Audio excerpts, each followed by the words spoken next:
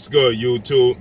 It's your boy, Uber Sports TV, back at y'all with another one. So, Canelo Alvarez, I want to talk about. Canelo Alvarez did his phone interview yesterday, you know, leading up into his fight with Rocky Fielding in a couple of weeks. December 15th, he actually have his fight with Rocky Fielding here at Madison Square Garden in New York, right? And he said he had a couple interesting things to say. One being that, you know, him and his promoter, should I say, well, his promoter is Golden Boy Oscar De La Hoya, but I guess it's like his manager, right? He has some interesting things to say. He said that Canelo Alvarez forced their hand for the Triple G fight. He said that Canelo Alvarez forced their hand for the Austin Trout fight. He said that Canelo Alvarez forced their hand for the Erislandy Lara fight.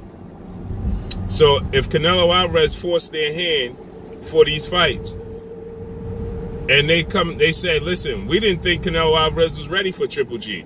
If it was up to us, we wouldn't have never made the Triple G fight happen when it happened.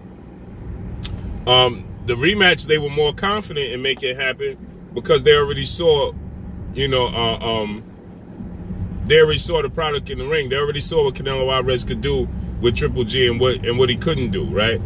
So they already got a sample size, so they didn't really truly worry about the rematch too much, but they were worried about the initial fight, right?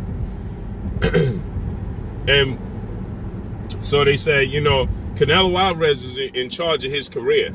You know, Canelo Alvarez forced our hand for these fights. Like I said, they said he forced their hand for the Austin Trout fight, he forced their hand for the Erislandy Lara fight, and he forced their hand for the Triple G fight. And with that said, Canelo Alvarez says that after this fight with Rocky Fielding, he either wants to have one fight where he wants to unify at 168, or he wants to go back to 160 and clean out the division. He named fighters like Danny Jacobs, Demetrius Andrade, Jermall Charlo, and Demetrius Andrade, Jermall Charlo, Danny Jacobs, and a rematch with Triple G. A rubber match, a third match, right? So this lets us know that if Canelo Alvarez does not fight, the likes of Danny Jacobs, he ducked him. And it's Canelo Alvarez, right? We can't say it's the promoter, it's nobody else, because they made it abundantly clear that they have no power when it comes to Canelo Alvarez when he wants to make a fight. So when Canelo Alvarez wants to make a fight happen, a particular fight, he's going to make it happen, right? So the Jermall Charlo fight doesn't come to fruition, it's all Canelo Alvarez fault. Point blank and period. If the Danny Jacobs fight don't come to fruition, it's all Canelo Alvarez fault, because they made it abundantly clear that Canelo Alvarez has the power to make the fight. If he wants to make the fight, he'll make the fight. If he don't, the fight won't happen, because they have no power. They have no horse in the race. They're just a figurehead. They're just a figurehead because, you know, like how it should be for everybody, they work for him.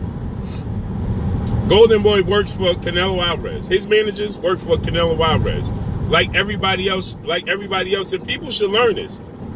Boxers should learn this. They should actually learn this, right? From Canelo Alvarez.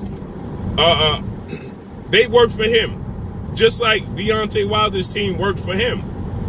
He doesn't allow them to put him in the ring with any and everybody. Certain fighters need to learn this. This would be a good example for Terrence Crawford in the situation with top ranker Bob Arum. Now, I feel like behind the scenes, Terrence Crawford is the puppet master. He just don't say it in public, right? But Canelo Alvarez makes this abundantly clear. When he wants to fight a person, he makes the fight.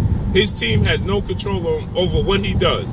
Anthony Joshua needs to learn from this, right? If he want to make the Deontay Wilder fight, he can make the Deontay Wilder fight. And this just goes to prove that if a fighter wants to fight another fighter and they want to fight each other, they can make the fight happen. Point blank and period.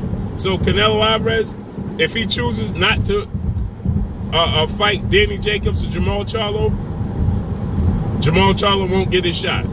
So we know from now on, if Canelo Alvarez versus Jermall Charlo doesn't happen, his mandatory, we know the reason why. And this goes to show that he has even more power with the sanction bodies like the WBC, because he's going to tell them what he's going to do and what he's not going to do, and it's up to the WBC to either take the belts, take it or leave it. That's what Canelo Alvarez gives the WBC. He gives the WBC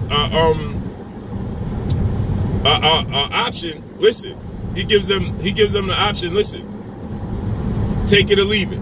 You gonna do what I want, or we not? Point blank and period.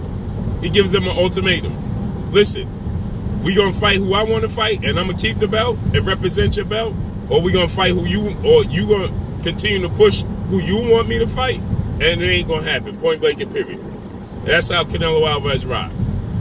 So at the end of the day, we know when fights don't happen with Canelo Alvarez, it's all Canelo Alvarez. So if the fight with him and Jermall Charlo, his mandatory at the 160-pound division, doesn't happen, it's because Canelo Alvarez doesn't want to fight Jermall Charlo. Flat out, point blank and period. He ducks Jermall Charlo. Point blank and period. He mentioned Jermall Charlo as one of the fighters he want to clean out the 160-pound division.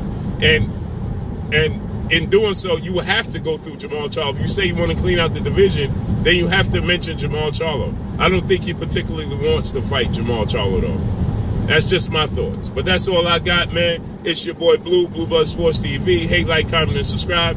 If you haven't subscribed, hit the subscribe button, hit the like button, hit the bell icon to get all the new notifications. Follow me on Instagram at Blue Blood Sports TV, all one word. Y'all already know what it is. Shouts out to the entire LDBC. Shouts out to New Media. Shouts out to Black Media Row. Make sure you like and share these videos. That's all I got for y'all. It's your boy Blue. Peace.